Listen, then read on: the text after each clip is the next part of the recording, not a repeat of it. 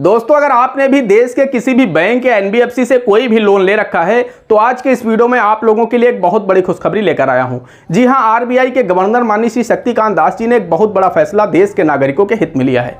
आपने फिर चाहे कोई भी लोन ले रखा हो, चाहे आपने केसीसी लोन ले रखा हो या फिर आपने मुद्रा लोन ले रखा हो या फिर आपका होम लोन हो या एजुकेशन लोन हो या पर्सनल लोन हो या कार लोन हो, कुल मिलाकर मेरा कहने का मतलब यह है, अगर आप किसी भी बैंक या एनबीएफसी के ऋण खाता धारक हैं, आपने किसी तरह का कोई भी लोन ले रखा है, चाहे वो छोटा लोन हो या बड़ा लोन हो, तो उन नागरिकों के हित में आरबीआई के गवर्नर माननीय श्री शक्तिकांत दास जी ने 17/8/23 को एक बहुत बड़ा फैसला लिया है। यानी 17 अगस्त को उन्होंने एक सर्कुलर जारी किया है जिसमें उन्होंने विस्तृत दिशा निर्देश बैंकों और एनबीएफसीज को भेज भी दिए हैं और उन्होंने यह भी कहा है कि 1/1/2024 से यह निर्देश, ये नई गाइडलाइन प्रभावी हो जानी चाहिए सभी बैंकों में। यानी बहुत बड़ी राहत उन्होंने दी है सभी ऋण खाता धारकों को। वीडियो में आगे मैं आपको प्रूफ के साथ दिखाने वाला हूं, आपको आरबीआई का वो सर्कुलर भी दिखाने वाला हूं कि कितनी बड़ी राहत आरबीआई के गवर्नर शक्तिकांत दास जी ने दिया है। जो पीनल इंटरेस्ट कंपाउंडिंग का चार्ज था उसे उन्होंने हटा दिया है। यानी अब बैंकों की जो आमदनी है वो कम होने वाली है और यहाँ पर ग्राहकों का फायदा होने वाला है। यानी अब बैंक्स व NBFC non performing assets account में पीनल चार्ज के ऊपर चक्रवृद्धि ब्याज नहीं लगा पाएंगे, यानी कंपाउंडिंग इंटरेस्ट नहीं लगा पाएंगे। आरबीआई ने उन्हें स्टॉप कर दिया है। मैं आपको पूरी जानकारी आगे विस्तार से देने वाला हूं कि आपका कितना बेनिफिट होने वाला है, क्योंकि अभी तक क्या था कि बैंक बहुत हैवी पीनल चार्ज लगाते थे, तो उसमें भी आरबीआई ने उन्हें स्टॉप कर दिया है। साथ ही उन्होंने यह भी बता दिया है कि अब आप चक्रवृद्धि ब्याज नहीं लगा सकते, इस पर भी उन्होंने रोक लगा दी है। और आपको लाइव आरबीआई का वो सर्कुलर भी दिखाने वाला हूं जहां से आप लोग पढ़ पाएंगे कि आप लोगों का कितना बेनिफिट होने वाला है, क्योंकि 1/1/2024 से आपके लोन खाते में ये नई गाइडलाइन प्रभावी हो जाएंगी। सभी बैंक्स और एनबीएफसी को आरबीआई ने सर्कुलर भेज दिया है और उन्हें निर्देश भी दिया है कि हर हालत में से 1/1/2024 से प्रभावी कर देना है, फिर चाहे वो नए लोन हो या पुराने लोन हो। तो मैं आपको पूरी जानकारी आगे देने वाला हूं। बस आप लोगों से एक छोटी सी रिक्वेस्ट है, अगर अभी तक आपने हमारे इस channel A to Z banking information को सब्सक्राइब नहीं किया है तो इसी तरह के और भी वीडियो पाने के लिए हमारे इस चैनल को सब्सक्राइब कर लीजिएगा। साथ ही बेल आइकन को जरूर प्रेस कर लीजिएगा ताकि जैसे हम इस तरह का कोई भी दूसरा वीडियो अपलोड करें तो उसका नोटिफिकेशन आपको सबसे पहले मिले। चलिए शुरू कर लेते हैं। दोस्तों, आप लोग पुणे टाइम्स मिरर का ये न्यूज़ पढ़ सकते हैं। इसमें जो हेडिंग है वो ये है कि RBI circular banks and NBFCs barred from compounding penal interest on loans. इसे मैं हिंदी में करके आपको दिखा देता हूँ। मैं इसे हिंदी कर देता हूँ। इसमें आप लोग पढ़ सकते हैं, आरबीआई परिपत्र, बैंकों और एनबीएफसी को ऋण पर दंडात्मक ब्याज जोड़ने से रोक दिया गया है। जी हाँ दोस्तों, क्या रोका गया है वो मैं आपको आगे पढ़ा देता हूं। केंद्रीय बैंक का निर्देश उन प्रथाओं के जवाब में आया है जहां वित्तीय संस्थान अपनी क्रेडिट सुविधाओं की शर्तों के साथ उधारकर्ताओं द्वारा या चूक या गैर अनुपालन के नियमित ब्याज दरों के शीर्ष पर दंडात्मक ब्याज जोड़ते हैं। यानी जो भी एनपीए खाता धारक होते हैं उनके ऊपर जो बैंक दंडात्मक ब्याज दर जोड़ते हैं उसमें उन्हें रोका गया है। यहाँ पर आप लोग देख सकते हैं, शुक्रवार 18 अगस्त 2023 की न्यूज़ है। यहाँ पर आरबीआई का लोगो दिखाया गया है। उसके बाद नीचे आप लोग पढ़ सकते हैं, एक महत्वपूर्ण कदम में भारतीय रिजर्व बैंक आरबीआई ने बैंकों और गैर बैंकिंग वित्तीय कंपनियों यानी एनबीएफसी द्वारा ऋण खातों पर जुर्माना लगाने के लिए नए दिशा निर्देशों की रूपरेखा तैयार करते हुए एक परिपत्र जारी किया है। केंद्रीय बैंक का निर्देश उन प्रथाओं के जवाब में आया है जहां वित्तीय संस्थान अपनी क्रेडिट सुविधाओं की शर्तों के साथ उधारकर्ताओं द्वारा डिफॉल्ट या गैर अनुपालन के लिए नियमित ब्याज दरों के शीर्ष पर दंडात्मक ब्याज दर जोड़ते हैं। नए दिशा निर्देश 1 जनवरी 2024 से प्रभावी होने वाले हैं।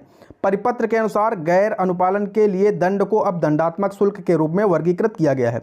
जी हाँ दोस्तों, अब इसमें जो दंडात्मक शुल्क होगा वो वर्गीकृत कर दिया गया है और लागू ब्याज दर के शीर्ष पर दंडात्मक ब्याज के रूप में नहीं जोड़ा जाएगा। दोस्तों, यहाँ पर समझने वाली बात यह है कि अभी तक क्या होता था कि बैंक जैसे ही आपका खाता एनपीए होता था तो उसमें बैंक जो भी पेनाल्टी चार्जेस लगाते थे, बैंक के बहुत हैवी पेनाल्टी चार्जेस होते थे। जैसे ही आपका खाता एनपीए होता था तो कई तरह के बैंक चार्ज लगाते थे और उसके ऊपर बैंक क्या करते थे कि उसको प्रिंसिपल में जोड़ देते थे। जो भी खाते का आउटस्टैंडिंग होता था उसके बाद जो भी पेनाल्टी लगाते थे उसे आउटस्टैंडिंग, मान लीजिए आपके खाते का बैलेंस 5 लाख रुपए है और उन्होंने अगर 10,000 रुपये पेनाल्टी लगाई तो 5,10,000 हो गया। अब उस पर वो चक्रवृद्धि ब्याज लगाते थे, यानी कंपाउंडिंग इंटरेस्ट 5,10,000 रुपये पर लगाते थे। लेकिन अब वो ऐसा नहीं कर पाएंगे। अब उन्हें क्या करने के लिए कहा गया है, परिपत्र इन दंडात्मक आरोपों पर ब्याज की चक्रवृद्धि पर रोक लगाता है। यानी जो भी आपके खाते में का बैलेंस है आउटस्टैंडिंग उसी पर आप चक्रवृद्धि ब्याज लगा सकते हैं।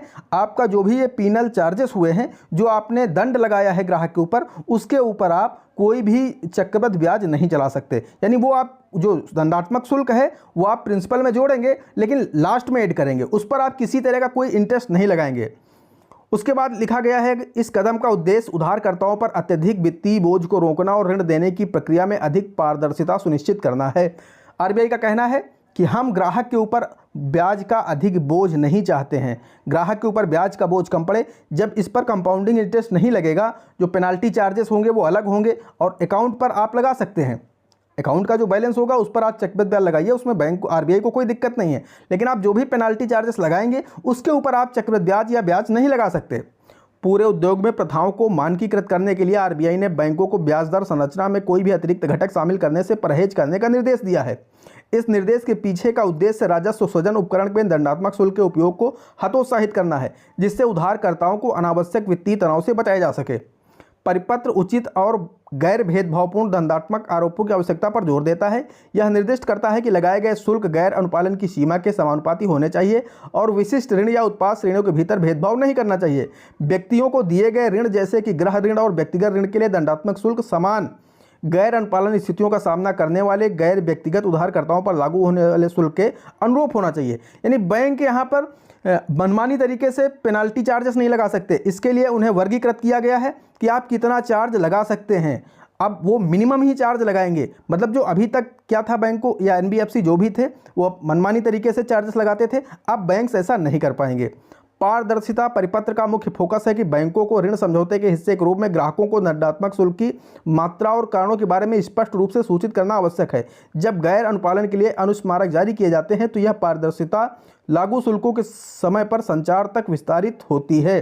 कहने का मतलब यह है कि जैसे किसी ग्राहक का खाता एनपीए होता है तो बैंक उन्हें जब भी नोटिस भेजे तो उसमें यह साफ लिखे कि आपके ऊपर कितने पेनाल्टी चार्जेस लगाए जा रहे हैं। यह आपको साफ उस नोटिस में ही लिखना है। बैंकों को दंडात्मक शुल्क या ऋण से जुड़े समान शुल्क के बारे में अपने दृष्टिकोण का विवरण देते हुए बोर्ड अनुमोदित नीतियां बनाने का भी आदेश दिया गया है। यानी इसके लिए एक बोर्ड बनाया जाएगा और जिसमें निश्चित किया जाएगा कि अकाउंट में कितने रुपए आप चार्जेस लगा सकते हैं। इस कदम का उद्देश्य पूरे उद्योग में एक सुसंगत ढांचा स्थापित करना और भिन्न प्रथाओं को रोकना है। परिपत्र के कार्यान्वयन की समय सीमा को 2 चरणों में विभाजित किया गया है। 1 जनवरी 2024 से बैंक और एनबीएफसी को सभी नए लिए गए ऋणों या नवीनीकरण के लिए नए दिशा निर्देशों का पालन करना होगा। मौजूद ऋण या तो अगली समीक्षा या नवीनीकरण तिथि के दौरान या परिपत्र की प्रभावी तिथि से 6 महीने के भीतर जो भी पहले हो संशोधित दंडात्मक शुल्क व्यवस्था के अधीन होंगे। कहने का मतलब यह है कि 1 जनवरी 2024 से लेकर के जो पुराने लोन हैं उनमें भी 6 महीने के अंदर अंदर बैंकों को लागू करना होगा और जो नए लोन होंगे या जो रिन्यू हो जाएंगे उन्हें तो 1 जनवरी 2024 से लागू करना ही होगा। आरबीआई इस बात पर जोर देता है कि दंडात्मक आरोपों का उद्देश्य अतिरिक्त राजस्व उत्पन्न करने के साधन के बजाय उधारकर्ताओं के बीच जिम्मेदार क्रेडिट व्यवहार को बढ़ावा देना है। आरबीआई का कहना है कि बैंक अपने रेवेन्यू पर ध्यान न देते हुए ग्राहकों के जो उधारकर्ताओं के जिम्मेदारी के बीच एक व्यवहार भी होना चाहिए बैंक और ग्राहक के बीच में, उसको बढ़ावा देना है। आरबीआई का कहने का मतलब ये है बैंकों का रेवेन्यू जरूर घटेगा क्योंकि बैंकों का अभी तक अगर वार्षिक इनकम जितना होता था इस माध्यम से वो उनका माध्यम कम होगा तो निश्चित रूप से बैंकों की जो आय है वो घटेगी, एनबीएफसी की जो आय है वो घटेगी क्योंकि अब वो पेनाल्टी का जो पेनल चार्जेस होंगे उसके ऊपर वो कंपाउंडिंग इंटरेस्ट नहीं लगा पाएंगे। अब वो सिर्फ अकाउंट के बैलेंस पर ही इंटरेस्ट लगा पाएंगे, लेकिन जो पेनाल्टी चार्जेस होंगे उस पर किसी तरह का कोई भी वो इंटरेस्ट नहीं लगा पाएंगे। उसके बाद आगे लिखा गया है परिपत्र का उद्देश्य वित्तीय संस्थानों के बीच प्रथाओं में असमानताओं को खत्म करना और दंडात्मक ब्याज या शुल्क लगाने में असंगत प्रथाओं से उत्पन्न होने वाली ग्राहकों की शिकायत का समाधान करना है। ये ग्राहकों की शिकायत के आधार पर आरबीआई ने फैसला लिया है। बहुत सारे ग्राहक आरबीआई में कंप्लेंट्स कर रहे थे, तब ये आरबीआई ने फैसला लिया है। परिपत्र की प्रयोज्यता सभी वाणिज्यिक बैंक, लघु वित्तीय बैंक, भुगतान बैंकों को छोड़कर, यहाँ पर भुगतान बैंकों को छोड़ दिया गया है, जैसे एयरटेल पेमेंट बैंक है या पेटीएम पेमेंट्स बैंक है, इन्हें छोड़ दिया गया है। बाकी सभी लोग इसमें शामिल होंगे। दोस्तों अब मैं आपको आरबीआई का सर्कुलर भी दिखा देता हूँ। ये तो न्यूज़ था पुणे टाइम्स मिरर का, अब मैं आपको एक सर्कुलर भी दिखा देता हूँ जो कि आरबीआई ने जारी किया है। दोस्तों आपको अपने मोबाइल फोन में कोई भी ब्राउजर ओपन करना है, ब्राउजर में आपको आरबीआई सर्कुलर 17/8/2023 लिख करके सर्च करना है। आपके सामने सबसे ऊपर दिखेंगे इंडेक्स टू आरबीआई सर्कुलर्स आ जाएगा, इसी पर आपको क्लिक कर देना है। जैसे आप इस पर क्लिक करेंगे आपके सामने कुछ इस तरह का इंटरफेस आ जाएगा, इसे आपको ओपन कर लेना है। अब दोस्तों यहां पर आप लोग देख सकते हैं ये वाला जो सर्कुलर है 18/8/23 को जारी किया गया है। दोस्तों ये देखिए, उचित उधार तथा ऋण खातों में दंडात्मक शुल्क। अब दोस्तों जैसे आप इस पर क्लिक करेंगे, मैं आपको दिखा देता हूं इसे आपको किस तरह से डाउनलोड करना है। जैसे आप यहाँ पर क्लिक करेंगे दोस्तों, ये सर्कुलर आपके सामने आरबीआई का ओपन हो चुका है, इसे आप लोग पढ़ सकते हैं। आरबीआई ने आम आदमी को बहुत बड़ी राहत दे दी है। इससे बैंकों की आय तो निश्चित घटेगी, लेकिन आम आदमी के ऊपर ब्याज का बोझ कम होगा।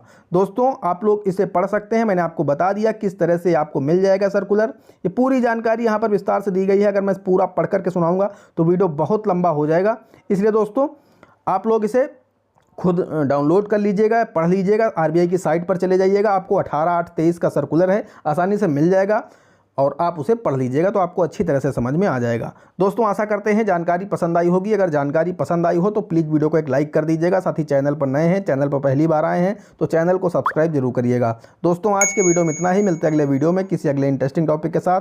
तब तक के लिए जय हिंद, जय भारत।